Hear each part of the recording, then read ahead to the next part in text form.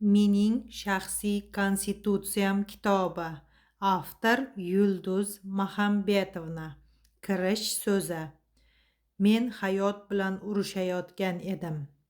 Bir paytlar men hayot bilan urushayotgan edim. Men hamma narsani nazorat qilishim kerak deb o'ylardim. Hamma narsa men xohlagandek bo'lishi kerak derdim. Odamlar meni tushunishi, qadrimni bilishi va sevishlari kerak edi. Lekin hech narsa men xohlaganday bo'lmadi. Ichimda doimiy g'azab, xafagarchilik, charchoq bor edi va eng yomoni ichimda o'zimga qarshi urush bo'layotgan edi. Men boshqalarni ayblardim, taqdirni, ota-onamni, sharoitni ayblardim, lekin bir kuni shuni angladim.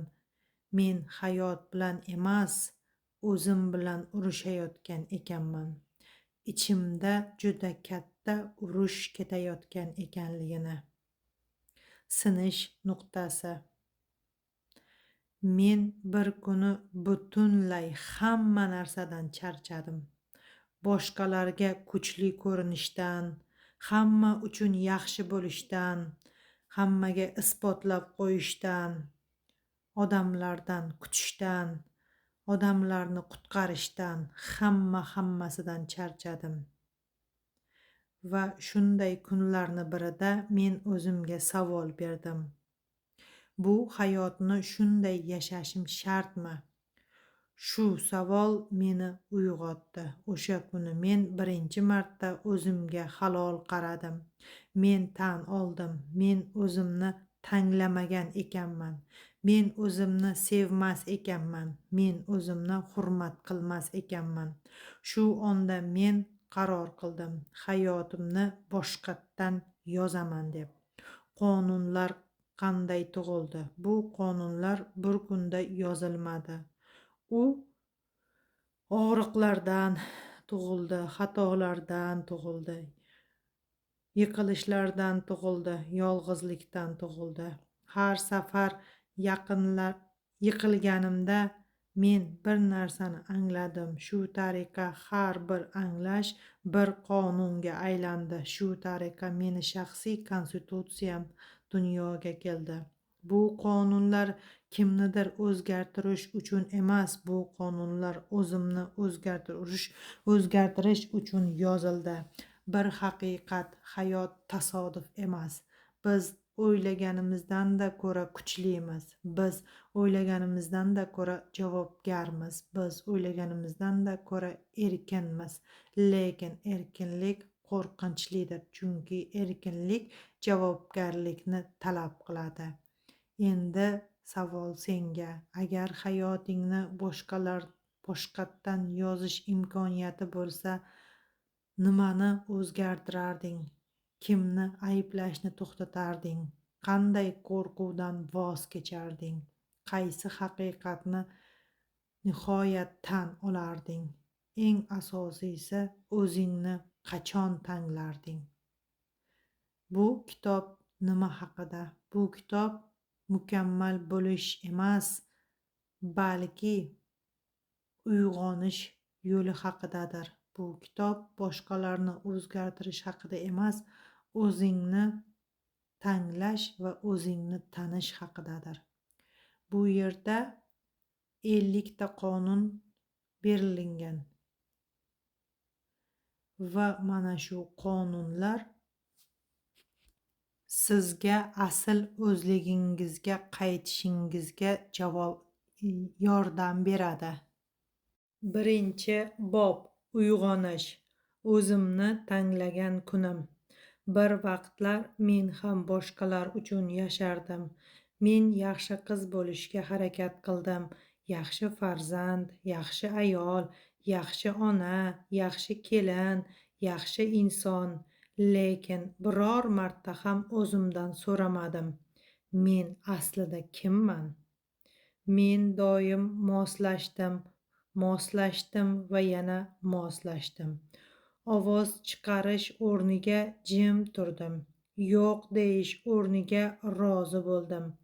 Ichim og'risa ham kuldim va bir kuni ichim bo'sh bo'lib qoldi. Tashqaridan qaraganda hammasi joyida edi, lekin ichkarida men yo'q edim. O'sha kunlarni birida o'zimga savol berdim. Agar hamma mendan yuz o'girsa nima bo'ladi?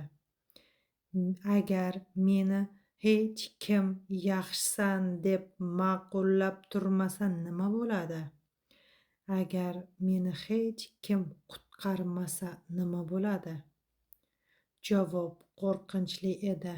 Men o'zim bilan yolg'iz qolishdan qo'rqardim. Chunki mana shu savollarga mendan kelayotgan javob men xohlaganday emas edi. Va bu savollarni javobi meni juda ham qattiq qo'rqitardi. Mana shu savollarni ichida yurib, men o'zimni umuman tanimasligimni angladim. O'sha kunlarni birida men oynaga qarab dedim: "Yetar, bas. Men boshqalar uchun yashashni to'xtataman. Men o'zimni tanglayman. Men o'z hayotimga javobgarlikni olaman. Meni hayotim faqat menga tegishli." Mana shu so'zlarni oynaga qarab, ko'zlarimga qarab turib aytgan vaqtimda ko'zlarimdan yum-yum yosh chiqar edi. Bu meni uyg'onishga qo'ygan birinchi qadamlarim bo'lgan ekan. Uyg'onish nima? Uyg'onish hayotdan qochish emas. Uyg'onish boshqalarni ayblash ham emas. Uyg'onish o'zingni qanday bo'lsang shundayligingcha tan olishdir. Uyg'onish bu ichki ruxsatdir. Men angladim. Hech kim kelib meni qutqarmaydi. Hech kim kelib hayotimni o'zgartirmaydi. Hech kim kelib meni baxtli qilmaydi. Agar men o'zimni tanglamasam, hech kim meni tanglamaydi. Mana shu anglashlar meni hayotimni tubdan o'zgartirib yubordi. Birinchi qonun. Men kim o'z hayotini yaratuvchi inson, hozir va shu yerda, ongli ravishda, qalbim va vijdonim oldida Allohni guvoh qilib, rasman e'lon qilaman. Meni qarorim mustaqil va ixtiyoriydir. Men yashash huquqiga egaman. Men bu dunyoga tasodifan kelmaganman. Mening hayotimni ma'nosi bor. Men xato qilish huquqiga egaman. Men tanlash huquqiga egaman. Men baxtli bo'lish huquqiga egaman. Meni tug'ilishimni o'zi ruxsat bo'lgan. Men o'zimga baxtli, seyrobgar hayotlarda yashashga ruxsat beraman. Men o'zimga baxtli, saodatli bo'lishga ruxsat beraman. Men o'zimni va o'z xohishlarimni va o'zligimni tanlashga ruxsat beraman. Bu mani ongli tanlovim. Qarorim e'lon qilindi va hayotimda ishga tushirildi. Hozir va shu yerda. Mana shu qonunlar orqali, ya'ni yangi fikrlar, yangi qarorlar orqali men uyg'onish yo'limni boshladim. Hayotni achchiq haqiqati. Biz ko'pincha boshqalarga ruxsat beramiz. bizni baholashga, bizni ustimizdan hukm qilishlariga, bizga cheklovlar qo'yishlariga, lekin o'zimizga ruxsat bermaymiz. Erkin bo'lishga, ovoz chiqarishga, haqqimizni talab qilishga, o'z yo'limizni tanlashga, o'zimiz xohlagan hayotni yashashga. Mana shu bizni ketayotgan yo'limizdan to'xtatadigan fikrlar va odamlarni gap so'zlaridir. Agar mana shu narsalarga ahamiyat bermaslikni, ichki ovozni eshitishni o'rgansangiz, siz o'z hayotingizni asl musavviriga aylanasiz. Uyg'onish bu ichki ruxsatdir. O'zingizga savol bering. Sen qachon o'zingni oxirgi marta tanglading? Sen kimni roziligi uchun yashayapsan? Agar bugundan boshlab o'zingni tanglamasang, hayoting yana qanaqa bo'ladi? Agar bugundan boshlab hayotingni o'z qo'lingga olsang, javobgarlikni hammasini o'z qo'lingga olsang, hayoting qanday bo'ladi?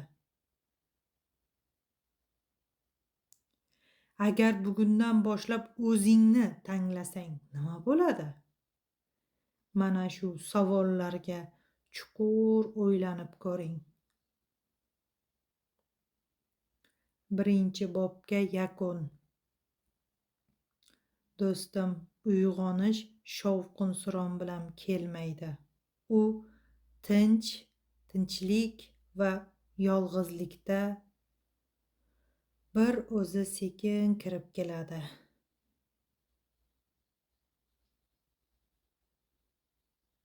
Sen o'zingni tanglaganingda va o'zingning ichingdan kelayotgan ovozga quloq solgan vaqtingdan boshlab hayoting tubdan o'zgarishni boshlaydi.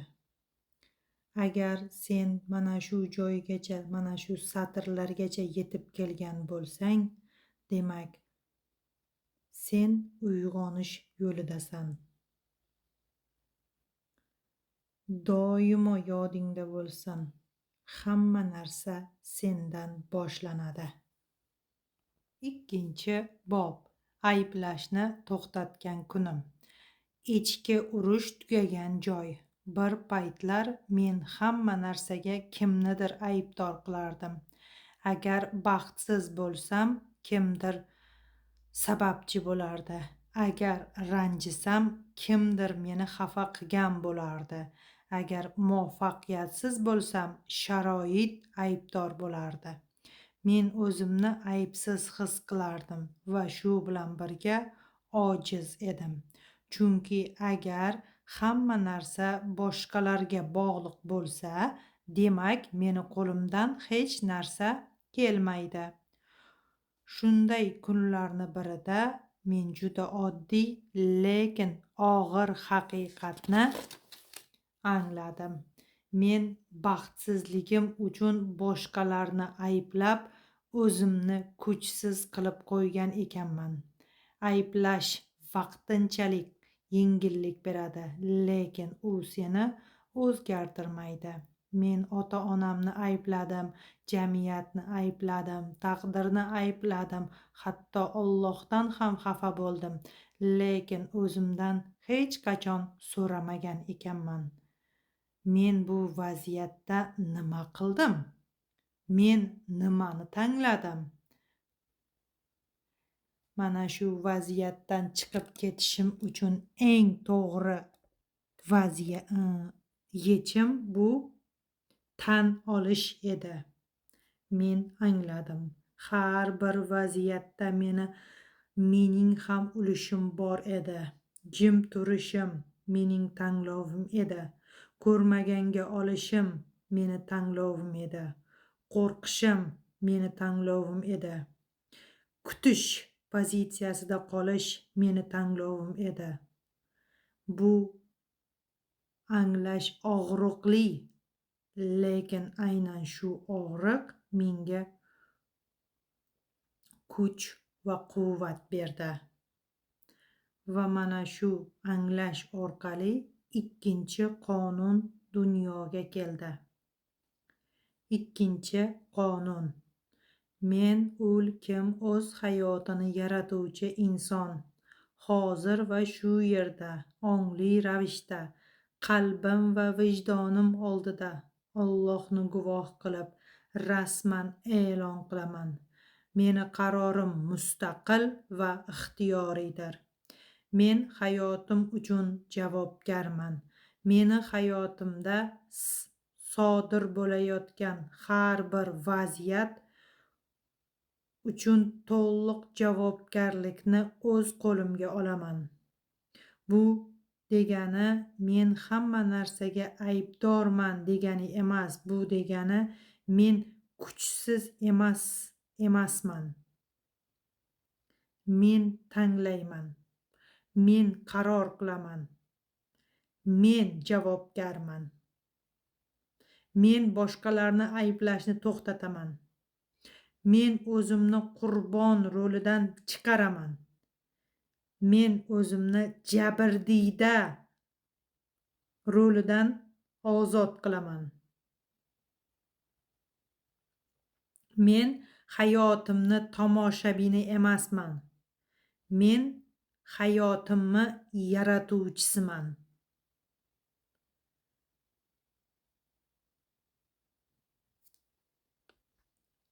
Qarorim rasman e'lon qilindi va hayotimda ishga tushirildi.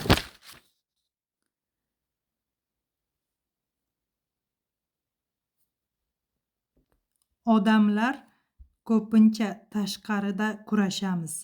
Aslida esa urush ichkarida bo'ladi. Men qila olmayman. Men loyiq emasman. Men kech qoldim. Shu ovozlar bilan yillar davomida yashaymiz. So'ng bir kun qaror qilamiz.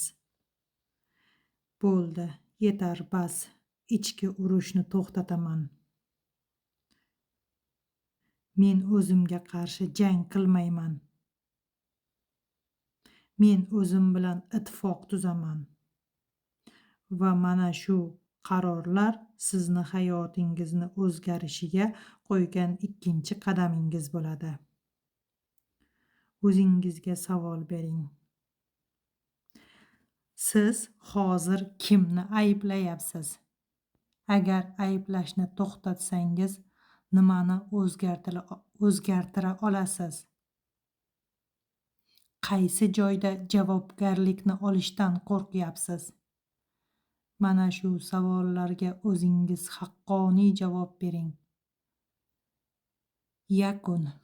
Ayblashni to'xtatgan kunim men kuchsiz emasligimni angladim. Men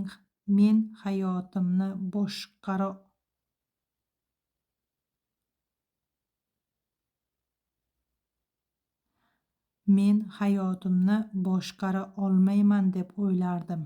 Aslida esa men javobgarlikdan qochayotgan ekanman. O'sha kundan boshlab men bir narsani tangladim. Men qurbon emasman. Men yaratuvchiman. Shu tanlov bilan hayotimni asta-sekin o'zgartirishni boshladim. Hayotingizdagi o'zgarishlar qadamma-qadam asta-sekin bo'ladi. O'zingizga vaqt, sabr, toqat va tinimsiz mehnat qilishga ruxsat bering. 3-bob. Boshqalar fikridan ozod bo'lgan kunim. Men kim uchun yashayapman? Men uzoq vaqt boshqalar nima deydi deb yashadim. Qanday ko'rinaman? Nima deyishadi? Uyat bo'lib qolmaydimi? Meni noto'g'ri tushunishmaydimi? Har bir qarorim ortida bitta savol bor edi. Odamlar nima deydi degan. Men o'zimni yo'qotganimni bilmasdim, chunki men doim boshqalarni ko'zgusiga qarab yashardim. Ko'rinmas zanjir. Bir kun shuni angladimki, men tanqid qilmaslik uchun yashayapman. Men rad etilmaslik uchun yashayapman. Men yomon ko'rinmaslik uchun yashayapman. Bu yashash emas edi. Bu yashirin qo'rquv edi. Eng yomoni odamlarga baribir yoqmasdim va ular baribir g'iybatimni qilardi. Qanday yashasam ham kimdir norozi bo'laverardi. Kimdir baho berardi, kimdir hukm qilardi.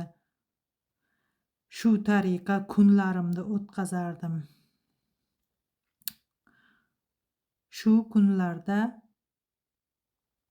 xayolimga shunday savol keldi. Agar odamlar baribir gapirsa, nega men o'zimni qurbon qilyapman degan.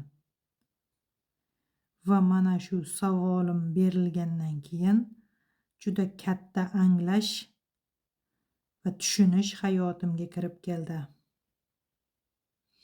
Odamlarni fikri, ularni dunyosi, ular meni o'z tajribasi, o'z og'rig'i, o'z darajasi orqali ko'radi. Demak, ularni bahosi meni qiymatim emas. Menga qo'yilgan baho menga berilgan nom emas.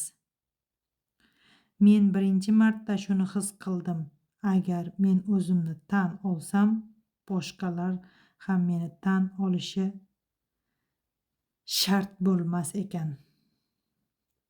Agar men o'zimni qanday bo'lsam shundayligimcha qabul qilsam, boshqalarni, ya'ni atrofimdagi odamlarni gap so'zlari, men haqimdagi fikrlari men uchun va ular uchun umuman ahamiyatsizligini tushundim. Chunki bu hayotda meni qandayligimni va meni kimligimni o'zimdan boshqa hech kim bilmaydi. Shu tariqa 3-qonun dunyoga keldi. Men kim o'z hayotini yaratuvchi inson hozir va shu yerda ongli ravishda qalbim va vijdonim oldida Allohni guvoh qilib rasman e'lon qilaman. Meni qarorim mustaqil va ixtiyoriydir. Men boshqa odamlar fikridan ozodman. Men boshqalarni bahosidan ozodman. Men boshqalarni kutishlaridan, mendan qilgan umidlaridan ozodman. Men boshqalarni hukmidan ozodman. Men boshqalarni menga qo'ygan nomlari va toshlari, bo'xtonlaridan ozodman. Men o'z haqiqatimni tanglayman. Men hammani rozi qilishga majbur emasman va men hammani rozi qilolmayman. Sababi men dollar emasman. Meni ko'rganda hamma xursand bo'ladiganday dollar emasman. Men o'zimni yo'q qilib boshqalarga yoqishga majbur emasman. Agar kimdir meni tushunmasa, bu meni qiymatimni kamaytirmaydi va qiymatimni, bahoyimni tushirmaydi. Agar kimdir meni qabul qilmasa, bu meni yo'limni o'zgartirmaydi. Men o'z yo'limda yuraman. Qarorimni qat'iyan e'lon qilaman va rasman ishga tushiraman. Ichki erkinlik. Erkinlik bu yolg'izlik emas. Erkinlik bu ichki mustahkamlikdir. Men shuni angladimki, boshqalar fikridan qo'rqish meni kichraytiradi ekan va meni o'zimdan uzoqlashtiradi ekan. o'zimni tanlash esa meni kengaytirib, o'zimga bo'lgan ishonchni orttiradi ekan. O'sha kundan boshlab men asta-sekin o'zimga qayta boshladim va o'zimga savol berdim. Sen kimni fikridan qo'rqyapsan? Agar hech kim senga hukm qilmasa, qanday yasharding? Qaysi qarorni faqat boshqalar uchun qabul qilgansan? Va mana shu savollarga bergan javoblarim meni hayotga degan ko'z qarashimni umuman o'zgartirib yubordi. Yakun: boshqalar fikridan ozod bo'lgan kuning sen haqiqatdan ham nafas olasan, chuqur nafas olasan va shu kundan boshlab atrofingdagi hamma narsalardan, jonzotlardan, odamlardan, vaziyatlardan, sharoitlardan, voqealardan, hammasidan rozi bo'lishga harakat qilasan.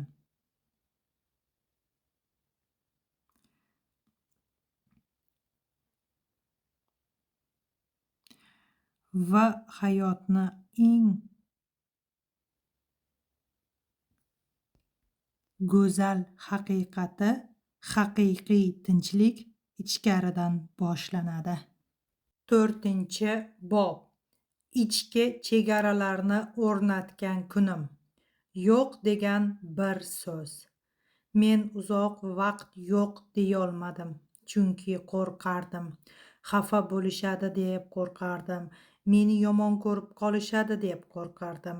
Meni tashlab ketishadi deb qo'rqardim. Shuning uchun ha derdim. Ichim og'risa ham ha, vaqtim bo'lmasa ham ha, kuchim yetmasa ham ha. Har safar ha deganimda ichimda bir narsa sinardi. Charchoq. Bir kun men juda charchadim mana shu ha degan so'zdan. Boshqalarni ehtiyojlari birinchi o'rinda, meniki esa oxirgi o'rinda edi. Men boshqalarni tushunardim. Men boshqalarni asrardim. Men boshqalarni qo'llab-quvvatlardim. Lekin o'zimni esa hech qachon qo'llab-quvvatlamagan ekanman va o'zimga hech qachon ha demagan ekanman. Shunday kunlarni yashab yurgan vaqtimda shunday anglash keldi. Chegarasiz sevgi o'zini yo'qotishdir. Eng qiyin qaror birinchi marta yo'q deganimni eslayman. Qo'llarim titragan, ovozimgacha titragandim. Lekin ichimda g'alati bir yengillik bor edi. Men birinchi marta o'zimni himoya qildim va yo'q degan so'zni baralla aytdim. Qarasam, dunyo qulab tushmadi. Qarshimda turgan odam ham hech narsa demadi va xafa ham bo'lmadi. Hech narsa buzilmadi ham. Keyin bilsam, mana shu yo'q degan so'z orqali ichimda o'zimga nisbatan bo'lgan juda katta hurmat tug'ilibdi. Mana shu anglash orqali 4-qonun dunyoga keldi. Men kim o'z hayotini yaratuvchi inson hozir va shu yerda ongli ravishda qalbim va vijdonim oldida Allohni guvoh qilib rasman e'lon qilaman. Meni qarorim mustaqil va ixtiyoriydir. Men ichki chegaralarimni aniq bilaman. Men ichki chegaralariga ega insonman. Mening vaqtim qadrli. Mening energiyam qadrli. Mening ruhim qadrli. Meni yo'q deyishga haqqim bor. Yo'q deyish qo'pollik emas. Yo'q deyish o'zimga bo'lgan hurmat belgisi. Men boshqalarni hayoti uchun javobgar emasman. Men faqat o'z hayotim uchun javobgarman. Men boshqalarni chegarasini hurmat qilaman va o'z chegaramni himoya qilaman. Qarorim qat'iyan e'lon qilindi va hayotimda ishga tushirildi. Ichki mustahkamlik. Ichki mustahkamlik chegara qo'yish, devor qurish emas. Bu tartib o'rnatishdir. Agar men o'zimni hurmat qilmasam, boshqalar ham meni hurmat qilmaydi. Men o'zimni oxirgi o'ringa qo'yishni to'xtatdim. Shundan keyin hayotimda o'zgarishlar boshlandi. O'zingga savol ber. Sen qachon o'zingga qarshi ha degansan? Kimga yo'q deyishdan qo'rqyapsan? Agar bugun bir chegarani mustahkamlashing kerak bo'lsa, u qaysi chegara? Mana shu savollarga o'zingga haqqoniy javob ber. Yakun. Ichki chegaralarni o'rnatgan kunim men o'zimni qayta topdim. Men boshqalarni yo'qotmadim, men o'zimni topdim. O'sha kundan boshlab meni hayotimda haqiqiy rost yo'qlarim emas,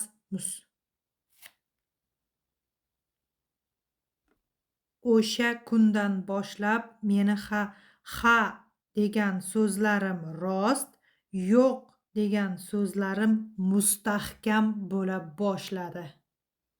5-bob. Yaxshi bo'lishdan voz kechgan kunim. Hammaga yoqishga urinish. Men uzoq vaqt yaxshi inson bo'lishga harakat qildim. Hamma uchun qulay bo'lishga, hamma uchun muloyim mushuk bo'lishga, hamma uchun ularni tushunadigan bo'lishga. Men hech kimni xafa qilmaslikka harakat qildim. O'zimni xafa qilsam ham. Men jim turdim, sabr qildim. Men chidab yashadim, chunki men shunday tarbiya olgan edim.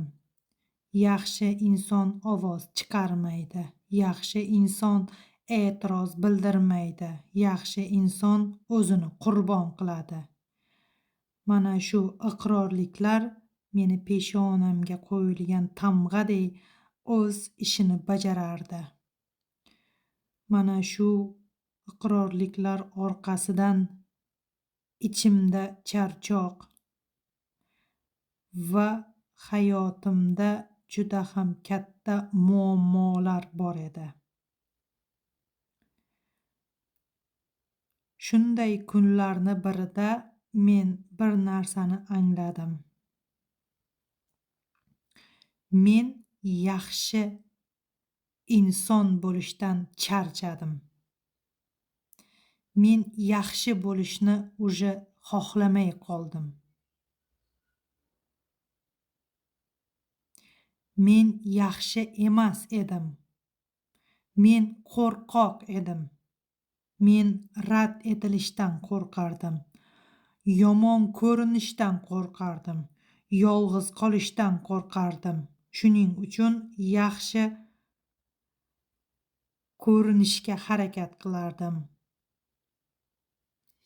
Ammo ichimda to'planib qolgan xafagarchiliklar meni ichimdan kemirib, ichimdan barbod qilar edi.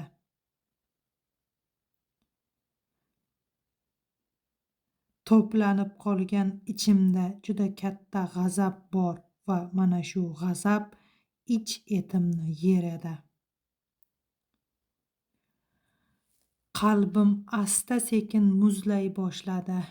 Eng og'ir haqiqat hammaga yoqishni ilojisi yo'q ekanligini anglaganimda, shuncha xatti-harakatimni zoye ketganligi, shuncha vaqtimni bekorga ketganligini anglashim bo'ldi.